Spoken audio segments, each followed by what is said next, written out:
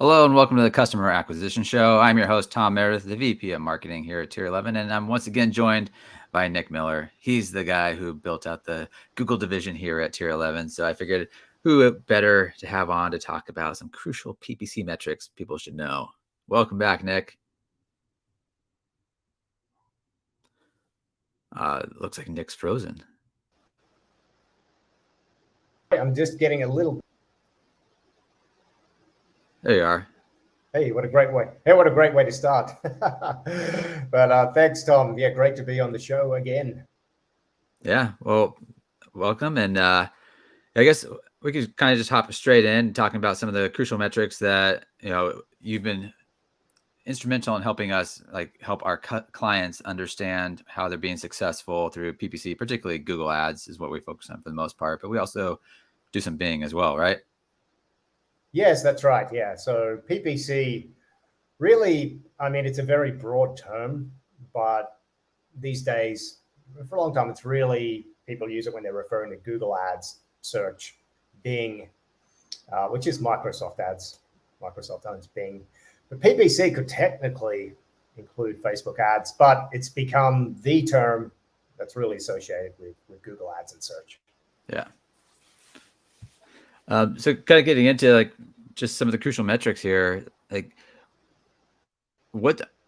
starting at the most important or the biggest, the one that you can view the overall success of your campaign, and then we can kind of go a little bit more go a little bit deeper, maybe. Sure. What each I really hate to use this answer, but of course it depends. But starting, with the metrics, I mean, metrics are really the right metrics are the ones that you can look at and right away, very quickly know how your campaign's doing, how your account's doing in a certain time frame. So the most important metric is going to be the measure of success. So if you're an e-com, that's going to be either your return on ad spend, your OS, or your CPA. Now, you could also go a step further there, which is, this is a metric we really encourage clients to use, and we help them calculate this, is cost per new customer acquisition.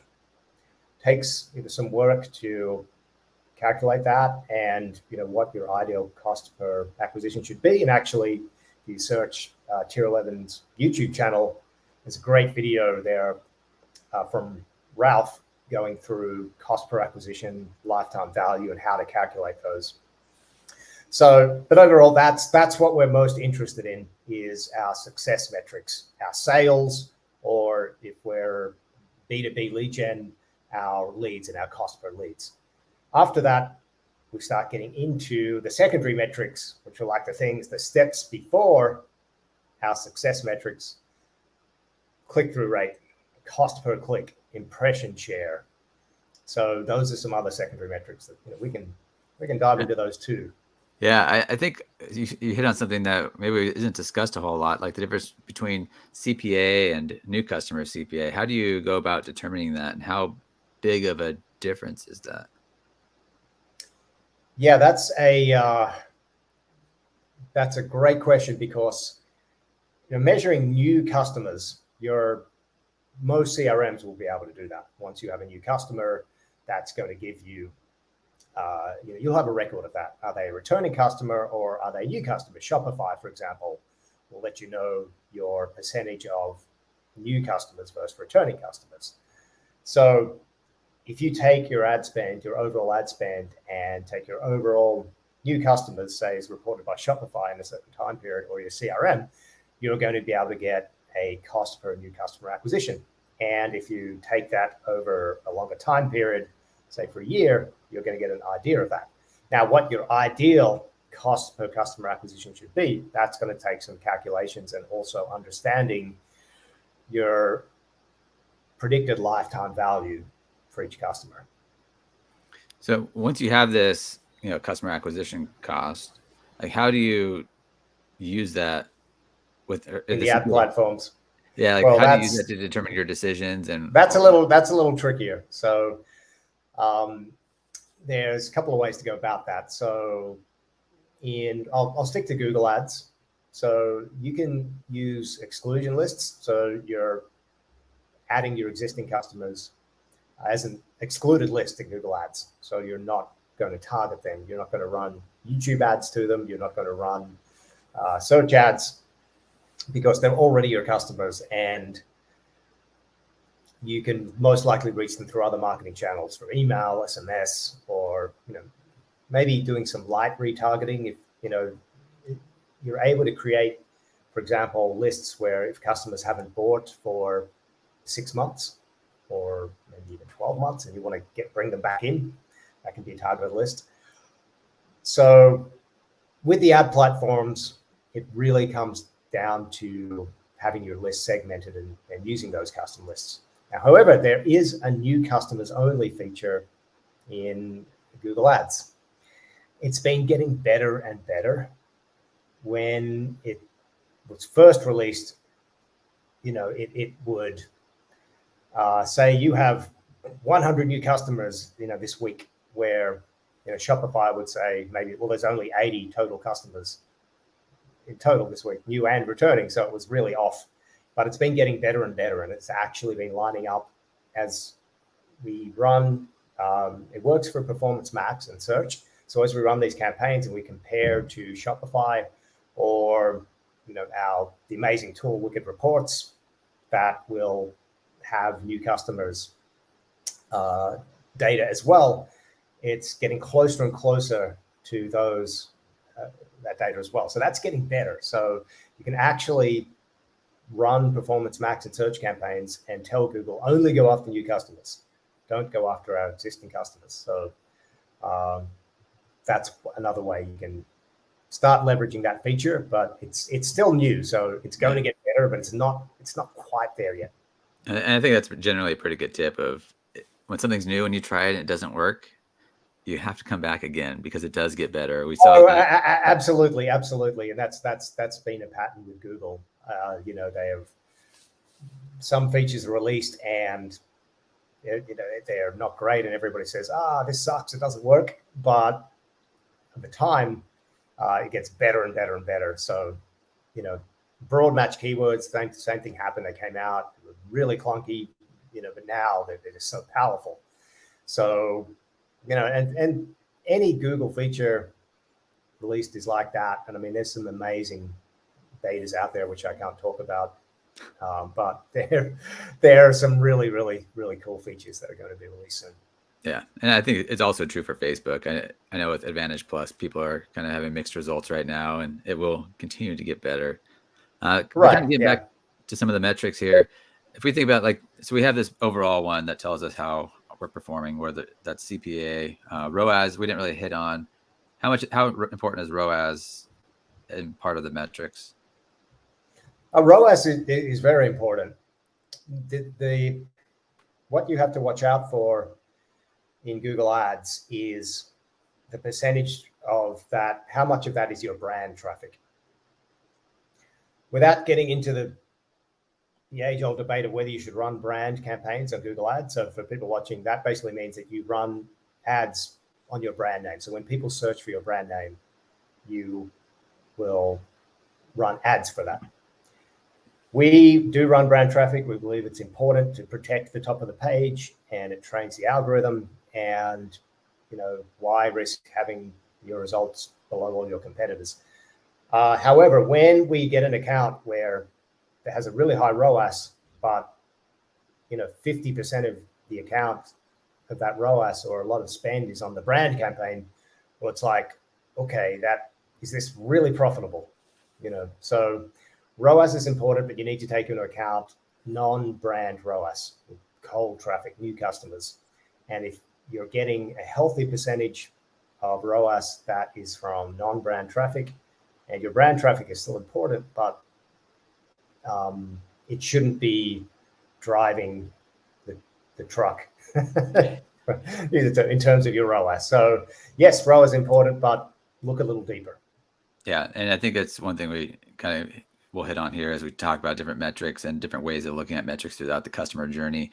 I kind of view brand search to be very similar to kind of retargeting people that are already super warm.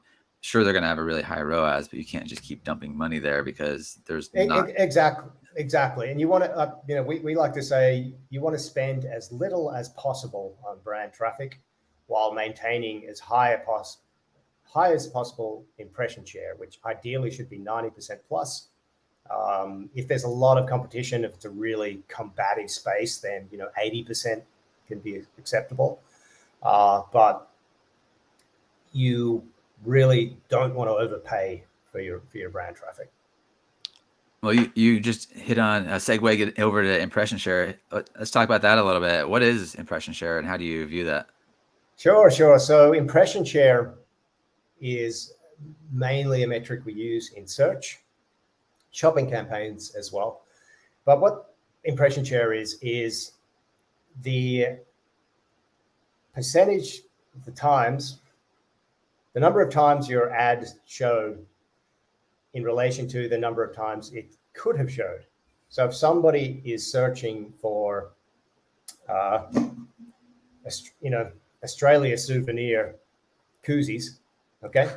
So just say 1,000 people searched for this in a given week, say, and your ad showed 50% of the time, 500 times, you would have 50% impression share in that week.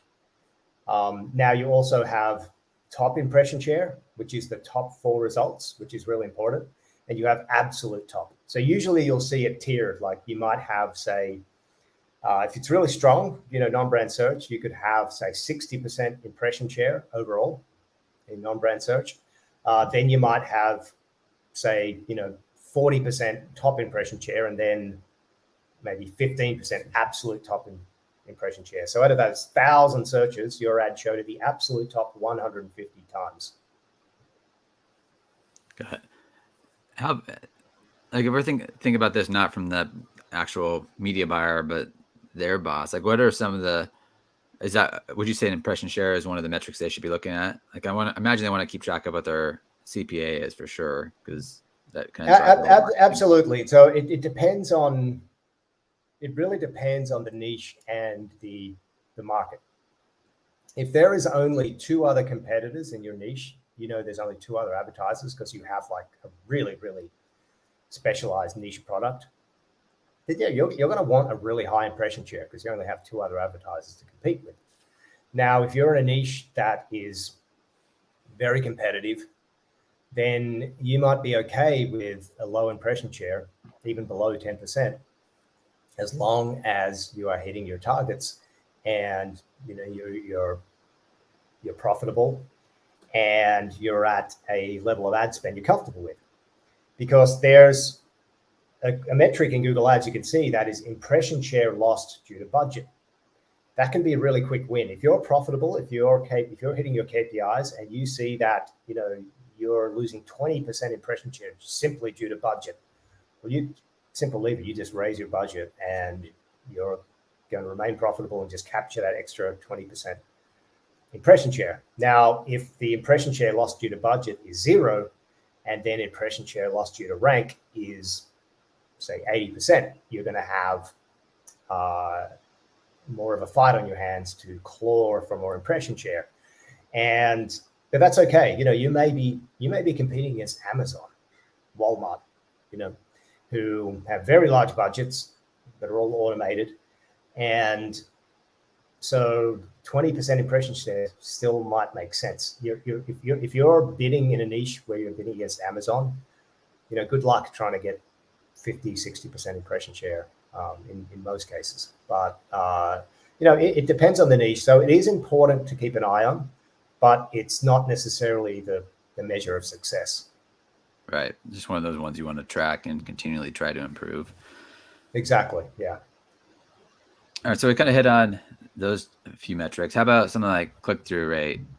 How do you view that through the lens of PPC media? Click-through rate is a really useful metric. You have to look at the channel. So we'll start with search here, but then, we'll talk about YouTube and shopping and display. So search, and this is non-brand search, you want to see a click-through rate. We generally look for a click-through rate of 4% and above as a starting point. because that's going to let you know the relevancy of your ads. You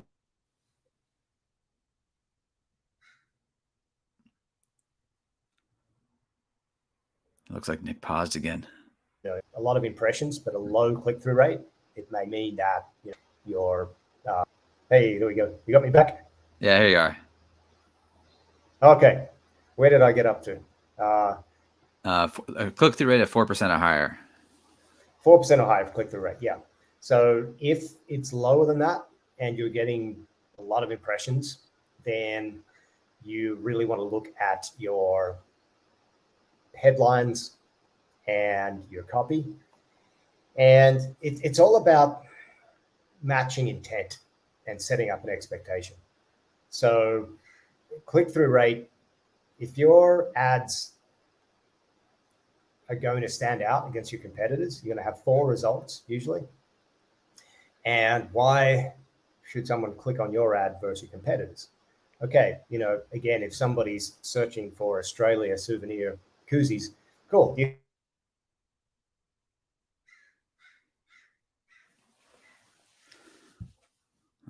Australia souvenir koozies, great. That matches the search. What else there? What's the hook? What's the emoji? Oh no. Okay, hang on. Let me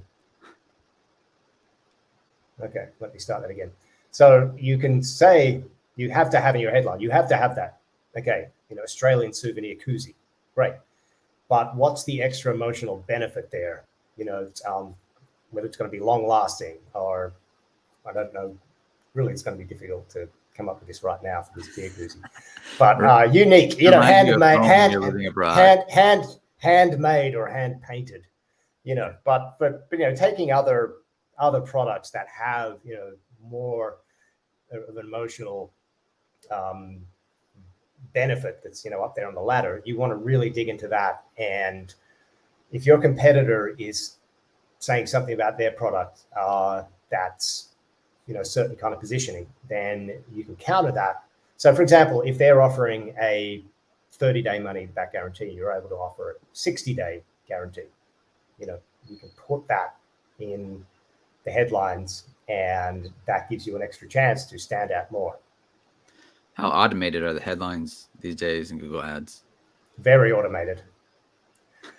So Google likes to reward ads that have, now we're going to search ads here. So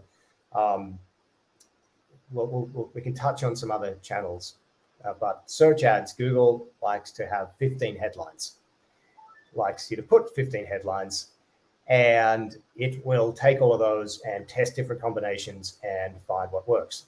And it really doesn't like when you pin headlines, which you're able to do. So if you're able to pin the most relevant headline, then Google will reward you.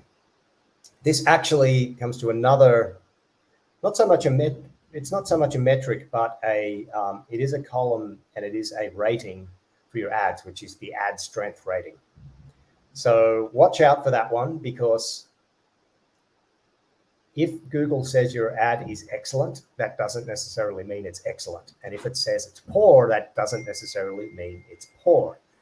The reason for this is Google will reward you for doing the things they like. So for example, you may have an ad that is performing very well with only 3 headlines. Google's going to give that a poor rating because it only has 3 headlines. So just because you have put in 15 headlines and sort of filled up all the spaces and Google rates your ad as excellent, that doesn't mean that it's going to be the best performing ad that you could write. So you really need to test. And we have a testing method where we test 2 ads, both with multiple headlines. But that's how we determine performance. So yeah, just a rating there to watch out for.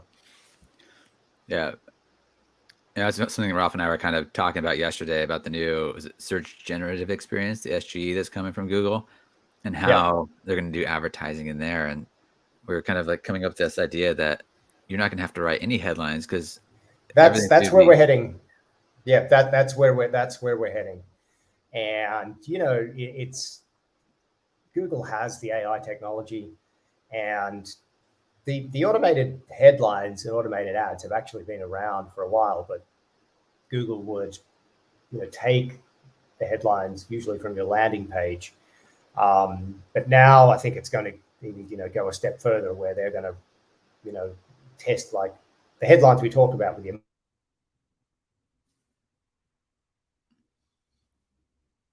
All right. Nick froze again.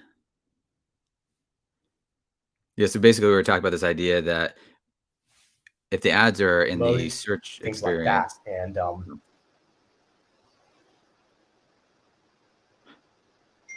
All right, go ahead, Nick. yeah, so I think I cut out again there, but it's not surprising. I mean, we are heading, I believe we are heading to a place where we'll be able to provide the product, landing page, and Google can write the ads. Now, if that's the playing field, what's going to be the differentiator? Going to have to be great product. It may come down to just how good the offer is, how good the product is, but that's where the prompts or the editing. I think it's a stretch to say that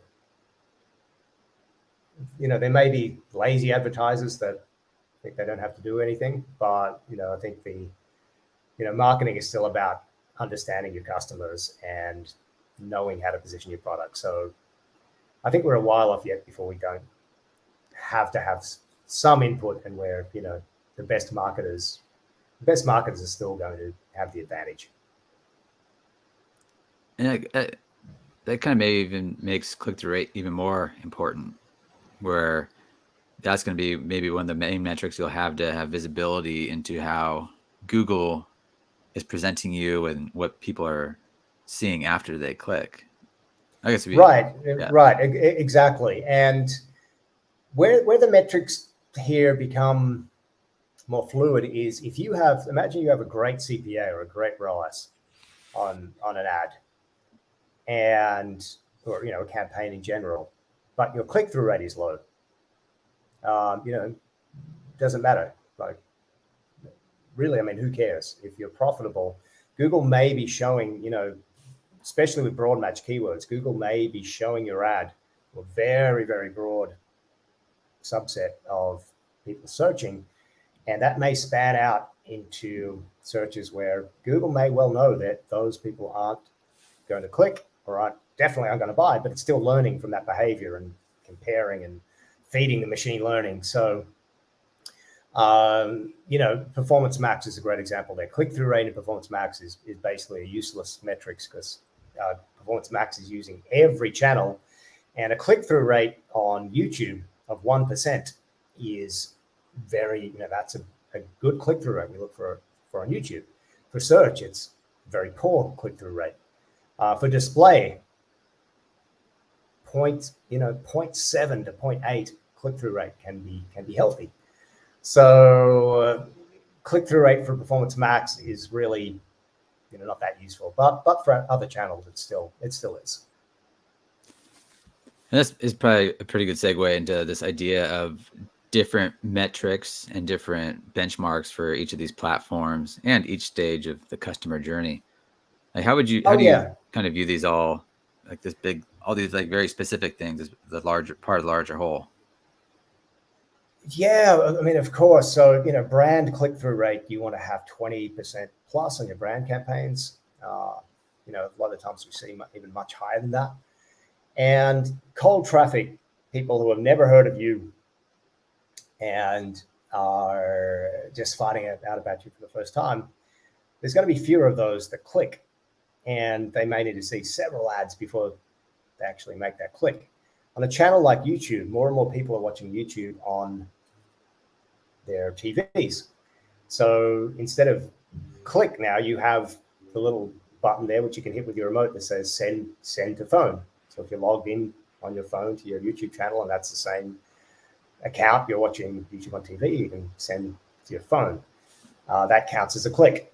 But you imagine the percentage of clicks from those ads will be much lower than if somebody's actually browsing on their phone. And in general, it's much harder to get people to click away from YouTube than it is to get them to click away from Facebook or Instagram.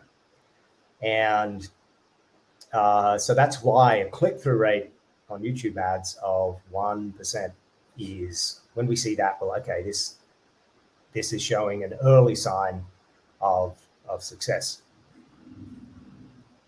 So when you're talking to our clients and working with them and trying to help them look at all these metrics from the right lens, what do you have them focus on? And generally, it's the success metrics.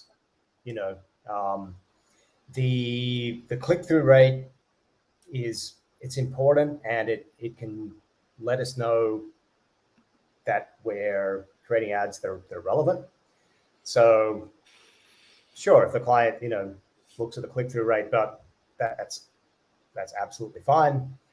But we always encourage, let's look at the actual success metrics, because we may have a low click-through rate, but we may have a very strong success metric in the CPA or ROAS, and that may just be that it could be due to a lot of factors. But it's rare that we'll have a really solid performing non-brand search campaign with a click-through rate below 4%. Yeah. But it just lets us know, for troubleshooting, if the success metric, if it's not yet in the KPI we want, then we go through the decision tree process and start looking at other different metrics. So if the CTR in the search ads is below 4%, and it's 2% or below, then, well, okay, we need to understand the customers better, understand the pain points or what they're searching for, and sharpen up the headlines and the ad copy so we get that click-through rate up, because that's the starting point. Conversion rate, we might have a really strong click-through rate of 6% on the search ads, or a really strong click-through rate on the shopping ads if it's e-com.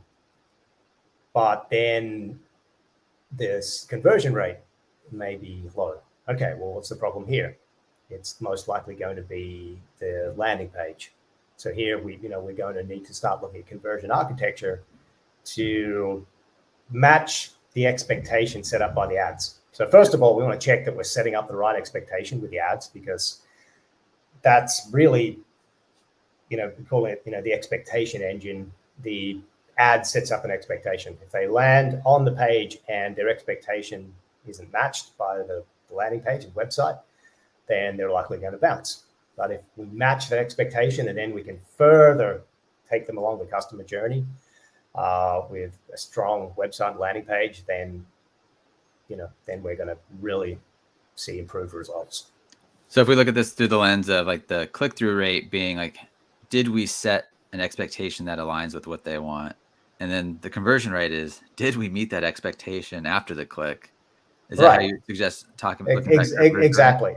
Yeah. So I mean, if you have an ad that says, oh gosh, I don't know, like 3 vacations to Hawaii, okay, you're probably going to have like a really high click-through rate, but you need to be able to match that by giving away free vacations to Hawaii. And so it's like I used to have a joke running a Facebook ad. You could have, free beer shipped to your house. You're going to get a really high click-through rate, but unless you can actually do that, then your conversion rate is really going to be bad. So yes, the ads they're going to set up an expectation, and the landing page has to match that. And really every step of the customer journey, there's an expectation that's set and needs to be matched. So if they click a CTA on a landing page, then the next stage of that, the expectation should match up. Even if it's simple, you could have something like in your ad, you could have, book a call with us now. And then they land on the page and there's just a video and nothing about booking a call. Okay, so there's already a disconnect between what they're expecting and what's on the page. So yeah, high click-through rate, good thing, means your ads are likely relevant and you're getting people's attention to get that click. But then if your conversion rate, if you're not seeing the conversions, then the work's going to have to be done on the landing page and the website. But conversion rate is something that you do see within Google's ad manager, right? Oh yeah. That's an easy calculation. Yeah, you can. It's just the number of conversions versus the number of clicks.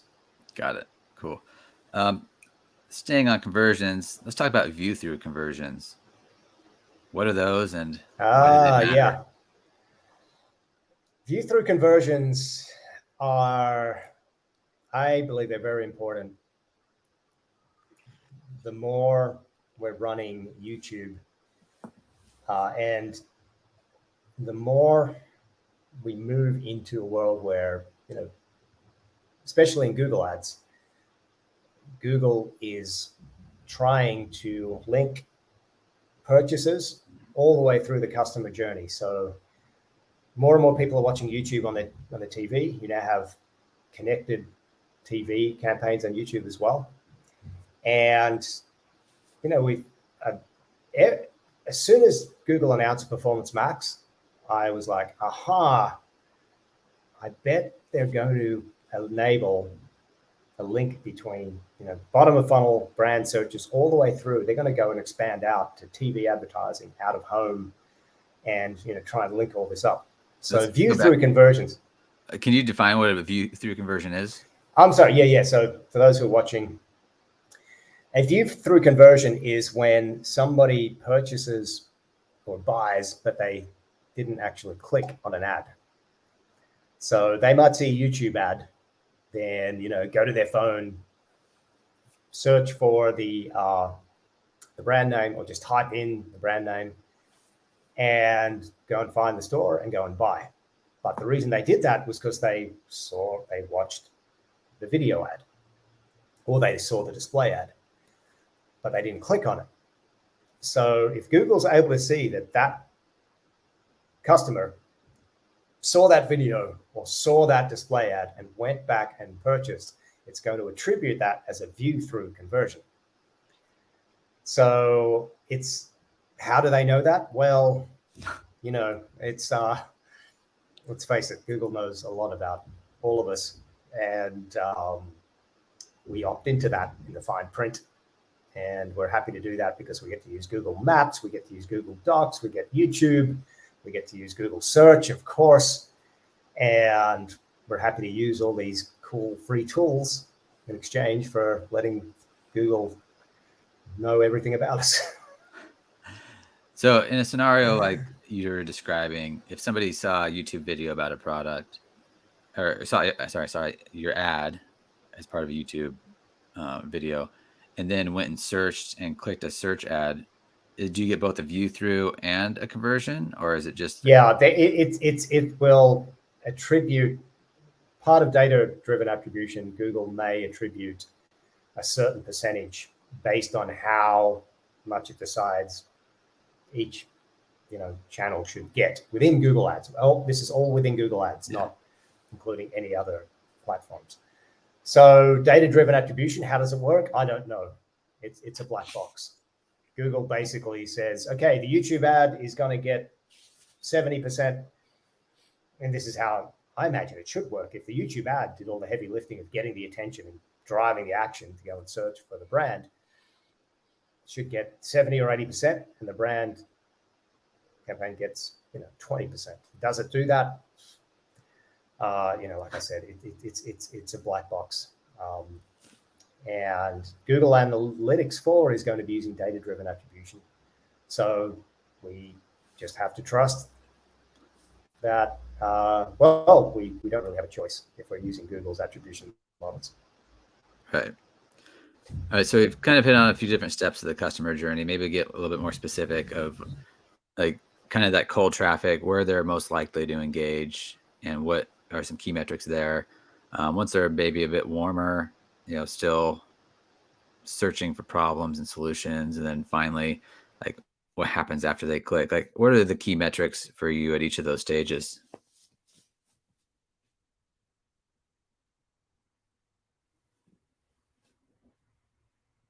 You froze.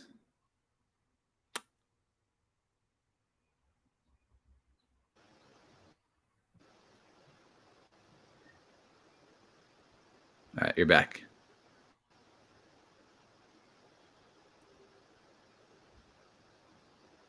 Hey. Yeah, can you hear me? I can hear you. Yeah. Okay. Gotcha. Okay. So can you repeat that? Yeah, so let's talk about like connectivity issues today. Maybe talking a little bit about how the different stages of the customer journey, where people are likely to engage on which of the Google channels and which metrics you're looking at each of those. So if we talk about like cold traffic, how they're engaging, kind of warmer traffic, and then the hottest to the hot traffic. Okay. So, yeah, really good question. The hottest to the hot traffic, as we talked about, is going to be brand traffic. So you should see a high ROAS there. You should see a low target CPA, and you should see a very high click-through rate and a low cost per click. Cost per click is, another metric that we haven't touched on yet, but for warm traffic, for brand traffic, I can't overstate this enough. Unless there's a really, really good reason, use manual bidding on your brand campaign. It's just a little technical tip. People are looking for your brand. Google rewards the most relevant ad, and how much more relevant can you get than your brand? So if you use manual bidding, you can use manual enhanced bidding, which will bid a little higher if there's going to be a conversion. But I've seen accounts where they've been using target ROAS or target CPA for brand traffic and paying over $1 per click, and we've seen that cost per click reduced to under 10 cents with keeping the same impression share, and basically nothing changes there except the customer makes more money and saves a bunch by not overpaying for their own brand. So that's the brand traffic. Now, as you start moving to the colder traffic, we talked about non-brand search, 4% and above click-through rate is a good benchmark to look at. Now, cost per click, it depends on your niche. Okay, you want to look at your what niche you're in, and what it really depends. I mean, if you're in personal injury lead gen, you're going to be paying generally over $50 per click. In a lot of cases, $100 dollars plus per click. And if you have your conversion tracking set up, you might be happy to pay $800 for a click if it leads to a signed case. Now, for ecom, you're going to see higher cost per clicks in your shopping campaigns and search campaigns. Display campaigns have the cheapest traffic because it's probably the channel that is, I would say, most difficult in Google Ads to really get working and drive conversions is the display network. So you are going to see really cheap cost per clicks there if you're running broad display campaigns. But generally, conversion rates aren't great from display too. So looking at YouTube, going to cold traffic YouTube, then a click-through rate of plus 1% is healthy for cold traffic. For retargeting or remarketing, is I don't know why, but in Google Ads, it's remarketing, not retargeting. Same thing. The click-through rate there, you generally want to see above 1% or 1.5%. Definitely want to see above 1% because you should be targeting warm traffic there who have already either been your website and already warmed up. So you want a higher click-through rate on your retargeting campaigns. And generally for retargeting, you want to see higher ROAS, lower CPA, because you've likely already put a lot of effort into warming them up. So that's why the metric should be better. Nice. Okay. So we've talked about a lot of the metrics that matter. What about the vanity metrics? It's something that we run into occasionally, and it's like the metrics that don't really matter but look pretty, make you feel good. Yeah. Well, cost per click can be a vanity metric, and so can CTR. It's an old way of looking at success in Google Ads. So, for example, when when it was really just around clicks, and you had a certain keyword, and you might be bidding on, say, carpet shampoo, okay, and that was the keyword you were bidding on, carpet shampoo, and you were able to maintain top position, top impression share, but reduce the cost per click. You're like, well, that's it. We reduced the cost per click. When that's all Google was using, it was just an auction for being first or second or third, whatever, and getting those clicks. Cool, that made sense. But be wary if you have an audit, or you have a proposal, and it's all around, hey, we can reduce your cost per click by this much, because you should be paying more for clicks if it's going to lead to a conversion, because it's likely going to be the highest quality traffic. So it really comes down to, again, your success metrics. Yes, cost per click matters, and it's a useful metric to look at, especially if it's rising and you're having competitors come in and bid. You may have to shift strategy, but really you should be looking at what your target is for your customer acquisition, for your target CPA, for your ROAS. So a vanity metric, definitely, CPC can be a vanity metric, and impressions in general. Say, hey, we increased impressions by X%. That is really, really easy to do in Google Ads. If any client wants 2 million more impressions, and that's all they want, okay, we can do that. It really doesn't, it's both Google and Facebook are very good at finding people who will just look at anything or click on anything. I don't know where they find them. So traffic, for example, too, clicks, link clicks in general, traffic to the page. If anyone wants 1 million site visitors, hey, we can probably find them. We may have to go to other countries, but we could probably find them at a really cheap cost. So yeah, be careful of impressions. Cost per click is not necessarily a bad thing if the cost per click is high. And I'd say those two are the ones to, that could potentially be the vanity metrics in Google Ads. Potentially too, I will talk about quality score just a little bit. It's also can potentially be a vanity metric, or it can be useful for non-brand search, just to make sure Google's rewarding you for relevancy. But don't freak out if you have a low quality score and your performance is good. Yeah, I think the way I view vanity metrics are metrics that aren't driving the business forward in and of themselves, right? Right. You shouldn't be making decisions off of these metrics that don't actually affect your business, because the things that matter are quality clicks and conversions. It used to be, with Facebook, it used to be page likes. You'd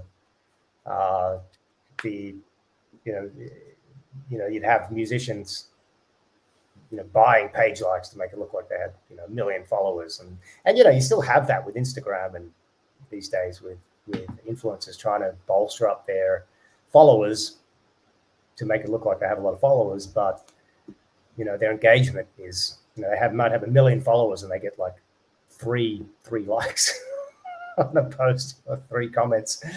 And with Google, it's because, let's face it, social platforms, a lot of it is around vanity, so hence vanity metrics. But for Google Ads, I think it's more those two. It's a click-through rate, cost per click and impressions. Really easy to bolster, but for no real reason. Really easy to cut cost per click, but for what end result? So I think those two are the ones to watch out for. And look, on YouTube, you can get a lot of views. On YouTube, it's very easy to go and buy views on YouTube. There are campaigns you can run, which are basically you're paying for the cost per view. Google will go and find people who watch that video, regardless of who they are or what their intent is. So that definitely can be a vanity metric there for YouTube ads. Yeah. I think I'm sometimes guilty of that for our own YouTube channel. Like, how do we get more views? How do we get more followers? Well, But I think organic views. I think organic views are different. yeah, If the organic views are going up, then that's catching traction from people who are interested. But running ads, and it's not necessarily a bad thing. You just need to be aware of what the end result's going to be, and running YouTube ads where if you're able to build an audience of people who watched more than a minute over a longer video, then that's very useful. Then run the video view ads, but just have a strategy around that and what the purpose of that is. So for clients, we can bring a YouTube ad to them and say, hey, this got 50,000 views this week. Hey, was there any conversions? And if we say no, there wasn't, then they're like, well, who cares? right. 50,000 people viewed, but not one person bought. Then we can't class that as a successful campaign unless we can link those views to actual sales. Yeah. Cool. Yeah, I think we've kind of hit on some of the key metrics. Are there any others that you'd consider crucial for PPC? I would look at for after the click for Google Analytics, have a look at engagement rate, and time on site can be a good one. Just to have a look at the quality of traffic, and if you're running a campaign where the average time on site is like 10 seconds, then a lot of that traffic is bouncing. So, for example, it is something I'll look at for YouTube campaigns, and the CPA might be high on a cold traffic YouTube campaign. However, we might be driving traffic that the average time on the page and on the site is 1 minute and 30 seconds, which is a long time in internet browsing time. So that's where Google Analytics is, have to go into the other platform there on Google Analytics. But you can also look at bounce rate. You can import bounce rate. Can you do that with GA4? I don't know. I have to check. But you can bring in bounce rate into Google Ads. So you can see if you have a high bounce rate, that's another metric you can look at and see like, ooh, okay, there's an expectation disconnect here. We're getting people clicking on this. They're bouncing. It's a really high bounce rate. They're bouncing right away, taking the action. So just to explain bounce rate, a bounce is when somebody lands on a page and leaves without scrolling, without clicking on anything, without taking the action. They bounce, they see it, and they go, nothing here for me, I'm leaving. So if that's happening a lot, then something's wrong there with the expectation you're setting up with your ads, and you need to look at that. But that can be imported into Google Ads from Google Analytics. GA4, I have to check. Well, I think engagement rate's in GA4, right? Engagement rate is in GA4, yeah. Yeah. And even time on site, or they call it some session duration, average session duration. Yeah. I think those are really kind of gets to this same idea of quality of traffic, not quantity of traffic. Exactly. Because, big shout out here to Chris Mercer. He talks about, the levels of thinking about data. And if you're thinking about numbers, okay, that's fine. That's a certain level. But if you're thinking about behaviors, then that's really the level you want to be thinking at, because it's human beings we're trying to attract here. And if we see clues as to their behavior, we start seeing a story in the data, and that's going to allow us to understand those customers better and what we're doing, what conversation we're having. That's what the metrics we should be able to see through the metrics. We're having a conversation with the customers through the metrics. The metrics are letting us know, what the customers are telling us. And those behavioral metrics like average session duration, time on the site, bounce rate, that's the customers sending us a signal there. And same with all of them. The click-through rate, everything paints a picture here for the customer journey and the story the customers are telling us. So we just have to look at those metrics, listen to those listen to the story that the data is telling us, and craft better messaging, craft better offers. And that's how we improve. That's what this game of digital marketing is.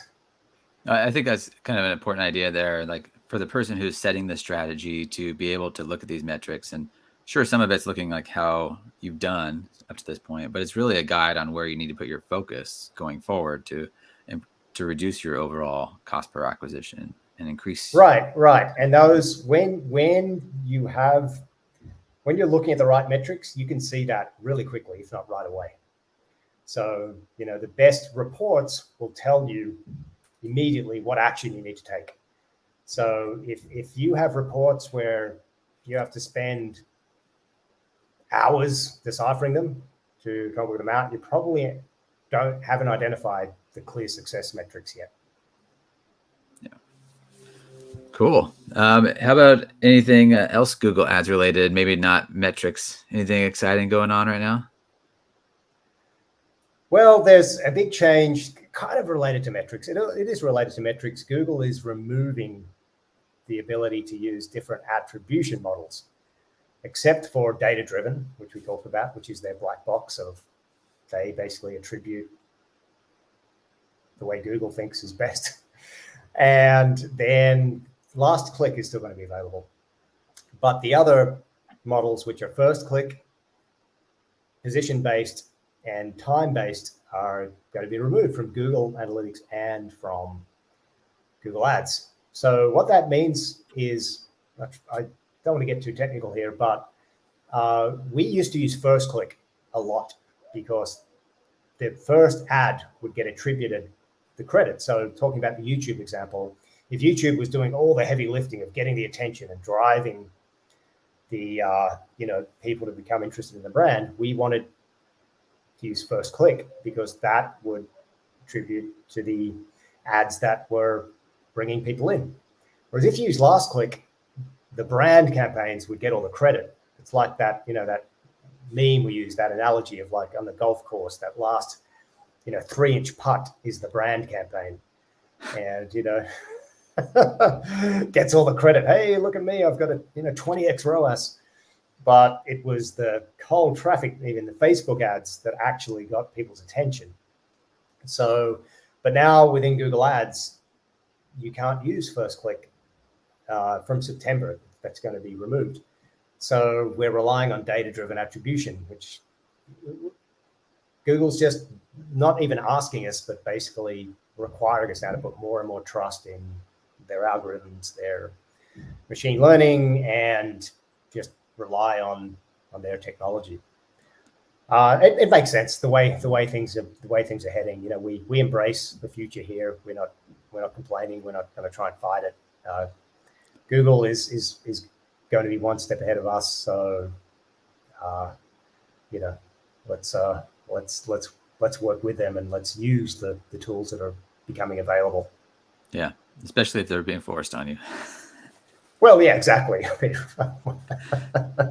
I love how I say that like we have a choice. Like, yeah, no, we're gonna, Well, I mean, but I think the choice we make is that it's a mindset choice of let's embrace technology, let's embrace the future, and I actually I find that's a real exciting part of what we do. Yeah, it kind of gets back to this idea of always having you're a marketer first, and you have to be a good marketer and adapt with the changing environments. And part of those changes are technical changes. iOS 14 came along. We wanted to figure out a way around it, but then you have to accept it and move on. Similarly, these other changes coming through. I hear iOS 17, they're basically going to try to break UTMs for. Yeah, which is I am not going to pretend that I fully understand GA4 and how it works, but Google's have seen this coming. I believe that GA4 is not reliant so much on UTMs. Still uses them where they're available, but there are so many other triangulations and other ways that Google's data tentacles are going to pull in behaviors, and there's a lot of modeling and predictive with AI and things like this. But I don't think Google or Meta, the iOS 14, that appeared to be a shock in some ways Meta were fighting that a lot. Maybe they thought they'd win. Maybe they were just more shocked that they couldn't block that or whatever. But I don't think the actual technology was taken, either Google or Facebook by surprise. So just my opinion, I think Google is going to fare better overall in terms of tracking. But Meta, when you have so many billions of eyeballs on a certain platform, advertising there is not going to go away. And for Google, they're so much of their business depends on being able to track behaviors. So we'll see. It's interesting times, but it's something I think we need to get used to. We're going to move into a future where Chris Mercer called it the three big storms. There is the user, the customer storm around people becoming more and more aware of privacy. And even if that's a marketing ploy, because really the thing we should all be concerned about is security, online security, online privacy. We're happy to give away so much data, but then we just, we click a button saying this one little app can't track us. All right, So anyway, but that's that awareness for consumers and basically having more and more options to use ad blockers. I use Brave browser, so apparently nobody can tracking behavior. My web browsing is much harder. So that's one storm. The other one is basically tech companies in general becoming more and more guarded with their own data. So, for example, Apple, they're doing that probably as a marketing ploy, but it's tech advancements. The other is regulations. We're seeing especially in Europe, more and more regulations are coming in around data. I think Facebook recently got a really quite a big fine, and so those three big storms are all kind of moving us in this direction where it's going to be a level playing field. We're just going to have this measurement mindset of what data do we have and what story is the data telling us. I do think it is going to hurt small businesses more than the businesses that have more volume. So if you have more volume, more traffic, that gives you more data to have larger sample sizes, and going to be harder if you're a smaller business to get that same usefulness if we keep going in this direction. Yeah. And that's why it's really important that you have your tracking set up really well all the way through offline tracking so that you can feed exactly data and platforms. Big shout out to Wicked Reports. We use Wicked Reports with several of our clients, and it gives us fantastic visibility on Facebook campaigns especially, but also for Google campaigns. And they have some great features, being able to break down different levels of the funnel. Really great setup for offline conversion tracking for Google Ads. Infinite look back window, we've used some other tools as well, Northbeam and Hyros, which all have their benefits. But we're really impressed with Wicked Reports. Yeah, I know we're pretty tight with them as well. Mm-hmm. Yeah, so that I think those those software tools that are able to effectively provide visibility are it's going to be an opportunity for them if they can keep providing that, at least providing more visibility than the ad platforms and Google Analytics. Then it's going to be a very handy resource. Yeah. Great. Well, Nick, thank you very much for joining us today. Always enjoy talking about Google and metrics and how we can help our clients track their customers and be more efficient. If you found this video helpful, please like, subscribe, and share. And if you are looking for help with making sure that you're tracking the right metrics for your business, head over to tier11.com, click the big pink button, and we'd love to chat with you. Thank you very much, Nick. Thank you, Tom. Always a pleasure. All right. See ya. Bye.